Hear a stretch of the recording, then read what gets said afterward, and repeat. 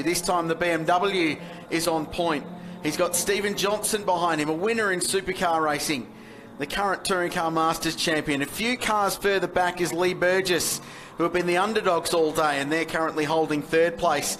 And then 2 cars back in the queue is not only the fastest car over a lap currently in the field, but also one of the fastest in a straight line. The Sherrin brothers, the reigning champions in Australian production car racing, and a car that's a team that's finished second here before, but are yet to win.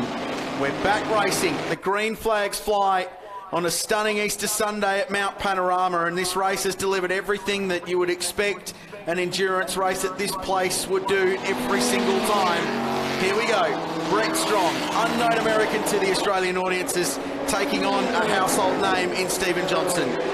Stephen needs to pick his battles here because he's got a bit of time, but not much, because Grant Sherrin will be picking his way through the traffic. He's got a couple of lap cars to go before he starts battling with Lee Burgess, who's the 6 BMW, who's just ahead of him. It's the black and yellow car from the front. It's got a bit of red on it from the back, and he's already on him. Going to Griffins now. Here he goes, sends it to the outside. It's a long way round. The BMW goes defensive. It'll compromise his exit, but it's very difficult to pass on the run up to the cutting. That was for the lead. Johnson in the 29 car in second, behind the BMW, the 5 car, the black machine that leads, and the battle for second and third, in fact through. Third. Yeah, third's gone through. Grant Sherrin's already gone through, so he's dealt with Lee Burgess and now sets off after the leaders. This car, fast. Is it going to last? Stephen needs to get past Brett Strong quickly, because that that M4, is going to come blazing up behind these two, and in a straight line it will drive past them. How close to the wall for Brett Strong up at the metal grate there. He's had a bit of a flat slide, somehow just managed to keep his foot in. The little 1M is very nimble indeed as he starts the downhill stretch. Down through to the dipper, and then the S's. He's throwing it at the corners. Stevie, I think Stevie will be impressed with that, no doubt. Steve's got a few laps around here under his belt, and he's watching Brett Strong doing a pretty decent job of staying ahead of him at the moment. Meantime, at the elbow, the Forest elbow, the big Mercedes is there as well, and that could be a bit of trouble for the BMW if the Merc gets ahead of him. He's got a good run here, Stephen Johnson. He's in the toe, so the Merc's been pretty decent in a straight line, and Strong covered his line. He defended, now he moves back across. Now they're wheel to wheel into the chase and around the outside. Stephen Johnson wrestles the lead of the 6 hour away from the BMW. And he was right on the ragged edge of adhesion, breaking into the chase, and the BMW's not finished, gets a good run under the high-tech oil bridge and will have to go around the outside in the final corner at Murray's. And all the time the second BMW is getting closer. They're side by side at the braking area. Man, that was brave by Brett Strong. Great driving from both. That's super stuff from these two. But watch behind for the Sherrin's Reynolds cars. They're going to hell corner. Sun in the eyes as they turn in down to second, maybe third gear, depending on how you've got the car geared. And now the top 3 go up mountain straight together. And Sherrin's about to be P2 here. In fact, he could be first. He's got a really good run out of Hell Corner, and he drives past one BMW. Now there's a Mercedes to worry about. Sherrin is second. Now he's almost first. Around the outside, but Johnson's got the defensive line. And we've seen before that the little four-wheel drive, all-wheel drive AMG A45 is good into Griffin Bend. We saw Berdo defending there from the other BMW, and look, the little 1 Series was right in there on the brakes as well. Clearly the 27 car hasn't got the braking ability of the lighter cars and the more nimble cars, but what it's got is horsepower. Stephen is going to have to put the best middle sector he has ever done at Mount Panorama in 30 odd years of racing here to beat that car, because he needs to find a couple of seconds over that Sherrin Rentals BMW. Personal best laps for the first 3 cars last time round. Sherrin in the 26s, Johnson with a 28.5. 29.3 for Brett Strong. All green times. That means the best lap for that car of the race. The sun starting to be an issue at certain parts of the circuit, and then Brett Strong is not letting Grant Sherrin have any kind of rest at all as they come down the hill. He's not going to get a pass on him, but he's making him look in his mirror. He's actually doing Stephen Johnson a little bit of a solid here as they come through Forest elbow. Oh, slide there from the Sherrin's car. Got to keep those rear tyres under that, because if they go away, it will dull his ability to fight. Stephen Johnson just has a little scratch of the ear. He's just sitting on Conrod, sitting in the middle of the track. He knows he's got to make this car wide in the faster parts of the circuit, coming down towards the right-hander. He's done enough to this point, Crailsey. That's great driving, but now he's got to get it stopped at the chase. Yeah, Mountain Straight for me is the issue, because the Sherrin car pulls all the margin it lost across the top of the mountain back down Conrod. Then it uses its horsepower and torque to its advantage up the hill. The drag race up to turn 2.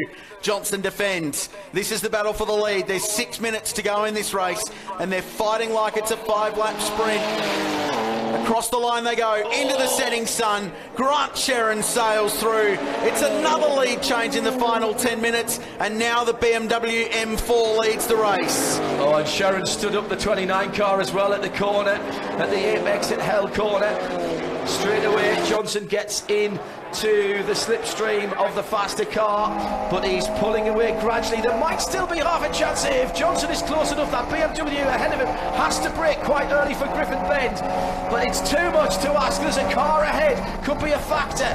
No, it's not going to be, and he just couldn't hold on to it. But now we'll get the run over the top of the mountain, and can he put some pressure on Grant Sherrin? Now what he's got to do is get the main beam on and make himself as wide as possible, move from side to side, try and get Grant Sherrin to take his eye off the ball. And again, wheel spin out of the cutting there for Grant Sherrin in the leading car. Oh, he'll be 1.5 seconds in share across the top of the mountain, but his only option is to send it down the inside in a bit of a Hail Mary down at Forest Elbow and hope that he comes out in front the other side. Otherwise, I don't know if it's a chance for Stephen Johnson. So Grant Sherrin leads the race. Across the top of the mountain they go. Brett Strom dropping 2 wheels off at McPhillamy Park. He's in 3rd place. He's got comfortable margin over Lee Burgess back in 4th. Jimmy Vernon 5th place. He's back on the lead lap incidentally in that Evo and doing a really good job. I honestly, the way Brett Strom is driving the top of the mountain is extraordinary. Down to Forest Elbow, and the gaps come down, but it will ease out again as the BMW gets into its stride. Mercedes-Benz versus BMW, and it's the BMW M4, the new M4, which is ahead as we come down in the closing stages. Under 4 minutes to go. There'll be one more lap and maybe a final lap. After that, it will very much depend on the pace of the leader. That last safety car playing into the hands of the 27 Sherrin's rental team. Steve Johnson's done a cracking job there to hold on to a much faster car, but it's not going to be enough as they come down to Murray's to start what I think will be the penultimate lap. So the margin is still tight. Johnson still very much in the shouting distance. The top 3 cars are covered by a second. Brett Strom sets his fastest personal lap of the race. Punches out a 29.1 in car number 5. He is driving the race of his life. This All-American team that have come over to race for the 2nd time this year at Mount Panorama just missed out on a podium in the 12-hour in the GT4 class. Staring down the barrel of an outright podium here in the 6-hour. Grant Sherrin the lead at 2:27.9 last time around to Johnson's 2:29.1. And just a bit of extra drama in one of the compact classes. The E-class leader, Mark Griffith, in the Echo, coughing and spluttering. That was the slow car that the leaders went by last time around, all the way up Mountain Straight. That car, which is just on the verge of the top 32nd position, and the E-class leader for quite a long time now is struggling in the last few minutes of the race. That car will be heading on to its last lap this next time around, but will it actually make the finish? 2 minutes to go. The car that leads the race when we restarted 6 minutes ago wasn't even on the podium. It's now driving away in the lead of this race, a race that they came so close to winning 2 years ago. Last year they dominated. They had clearly the fastest car, but there was nothing they could do. It broke and they did not finish. This time it's all gone right for them today. They've had their trials and tribulations, Grantney and Sherrin, but they've fought back. And Johnson, I wonder if it's just overextended the Hankook tyres on car number 29, because Brett Strom right in the mix here and continuing to hustle over the final spot on the podium. Brett Strom's driven a brilliant last few laps of the race. That BMW seemingly just a little bit kinder on its Hankook tyres. The Hyundai goes another lap back, but is still running.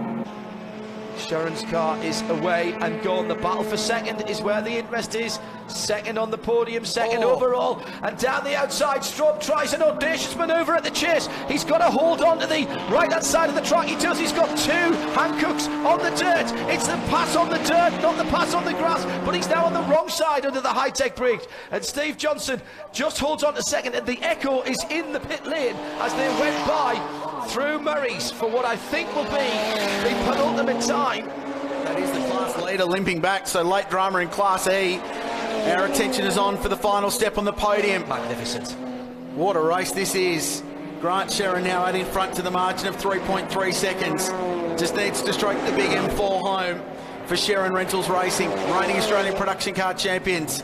Johnson doing everything he can to defend from this BMW 1M. There's the leader, past the Suzuki Swift. Here is the fight for second and third. Johnson flashing the lights. Let the lap traffic know he's there. He does not want to be held up at all here because the BMW is very, very strong from Griffin's right over the top, and they're side by side as they head towards the cutting. The Suzuki Swift might be a little bit of a blocky car, and he's nodding through. And second place goes through. He had to lift. Steve Johnson had to lift because of the Suzuki. Nothing that the Suzuki could do. Stayed on his line, but that was an audacious, bold, and brilliant move from Brett Strom. That is a super overtake at any time of the race, and when you're on the last lap of the 2018 High-Tech Oils Bathurst 6 Hour, that is close to genius. That was big, I feel, for Steve though, because there was nothing he could do there. He had to get out of the throttle or it would have been a very large accident. He's not done yet though. This car's been good down Conrod. He needs a good run through the final sector of the lap. That's just allowed the Sherons to pull away a little bit further.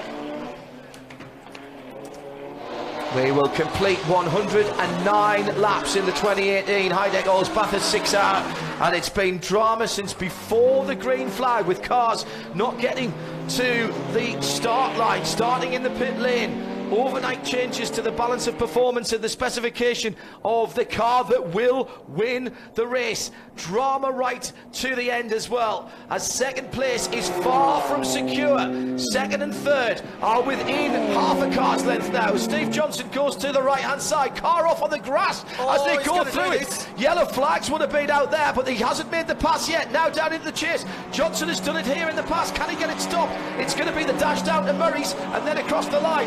Grant Sheron is going to win it for the BMW M4, but who's second, Quilty? The fight is on right down to the line. We wait for the Sheron BMW. No confirmation of final lap yet, incidentally. We'll wait and see that. They're going to go around again. No way. No, checkered flag. Sheron's win. Fight for second. Goes to the line. Johnson misses out.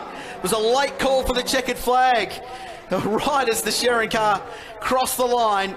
But Grant and Ian Sheron win the High-Tech Oils Bathurst 6 Hour.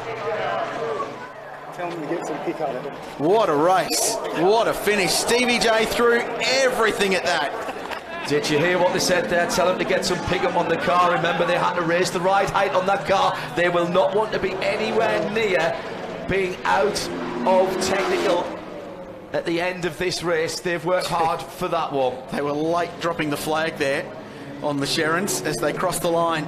Johnson dropped everything he could, including two wheels off the road, to try and get there. And Brett Strom has just driven the race of his life. Punching the air was the number 63 Subaru. I think they got to the finish. Confirm when they finished there. That's Schumacher and Anderson, local drivers. 53 it was, 12th place in the end, 8th in Class A1 in a dramatic finish to that motor race. So Sheron, Grant it is behind the wheel, crosses the line and wins the official margin of victory, 3.2 seconds. This is the Class C leading car, Andrew Williams, across the line. They will win their class in a dominant performance in the Subaru. They're a long way in front of their nearest rivals. A2 goes the way of the AMG C63. They finished 7th outright, which is an outstanding performance. David Baker in car 47, that's the Honda Integra. They won Class D. Let's go down to Becky Lamb with a very, very happy Ian Sherrin. Absolutely, Richard Crowe. We have a very happy Ian. Congratulations. Tell me what this elation feels like. Oh, it's just unbelievable. We've been trying to do this for a few years, and it's just awesome. It's great for Grant. Really appreciate Dad's effort today as a team manager and all the boys, and I've got my son here with me today as well. So, yeah, I'm just ecstatic. To come through a drive-through penalty and then to win the actual Bathurst 6 hour in its entirety today, what an achievement for you guys. I know, we made it hard for ourselves, didn't we? Like, we're going along so well, everything was going really to plan, and we had a great strategy, and we didn't want to just win it on outright pace, we wanted to win it on strategy as well, and that was working. Yeah, we had that going really well, thanks to Dad. And you know, something happens, something goes wrong, and that's what this place does to you. It just throws it up at you, and you know, you got to deal with it, and we did, and Grant just powered home. It was awesome. A massive win for you guys. Congratulations. Thank you very much. Mark. Darren Jorgensen, that's about as good as it gets. It is. That's amazing. We came back to Bathurst. We had a P4 finish at the 12 hour. We came back here with some good plans, good hopes, and we finished with P2. Brett ran an amazing final stint and an amazing final two laps. Couldn't have asked for anything better. I felt so good coming out of that car after a 3-hour stint, leaving him with a P2 car, and he took it all the way to P1 for a very long time, and the P2 podium finish is amazing. Do you have some extra baggage to take home?